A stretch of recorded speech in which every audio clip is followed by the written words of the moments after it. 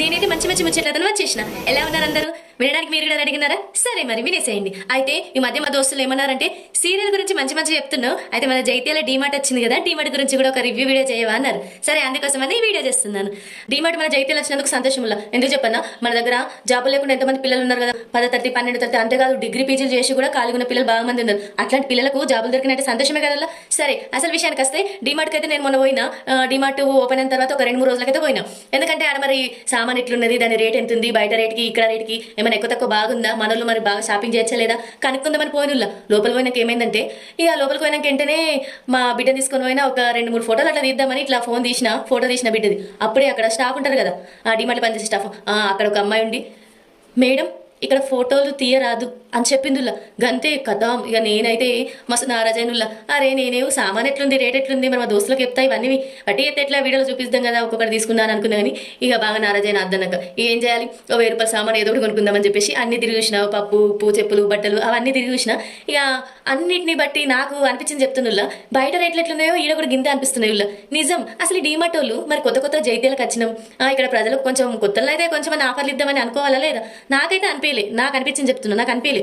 బయట రేట్లకు ఈ రేట్లకు ఏదో ఒక 2 సామాన్కి ఒక 2-3 రూపాయలు తక్కువ ఎక్కువ ఉంది, కానీ బయట ఎట్లుందో ఈడ కూడా గంతే అనిపిస్తుంది.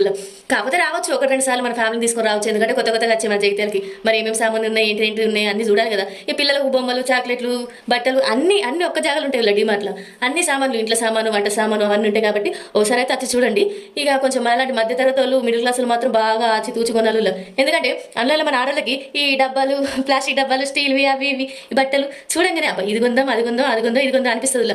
తీరా బిల్లు కాడిపోయినాం అనుకోండి, అమ్మా గింత బిల్ అయిందా అని అనిపిస్తుంది. అందుకే అట్లా కాకుండా ఇక నేను చెప్పేది ఏంటంటే, మీకు 1000 రూపాయల సపోజ్ చెప్తున్నా, 1000 రూపాయల సామాన్ కొందామనుకోవాలి, మన దగ్గర 1000 రూపాయలు ఉంది. అప్పుడు ఏం చేయాలి, మనం ఏమేమి సామాన్ తీసుకుంటామో తీసుకున్నట్టు మన ఫోన్లో క్యాల్కులేటర్ ఉంటుంది కదా, అలా కొట్టుకోవాలి ఎప్పటికప్పుడు. అట్లయితేనే మనం ఎన్ని సామాన్ తీసుకున్న కాడికి ఎంత పైసలు అయినాయి తెలుస్తుంది. లేదనుకో తీరా బిల్లు చేసే కాడ 3-4 వేలు అవుతుందిలా. నిజం, మీరే చూస్తారు కదా చూడాలి.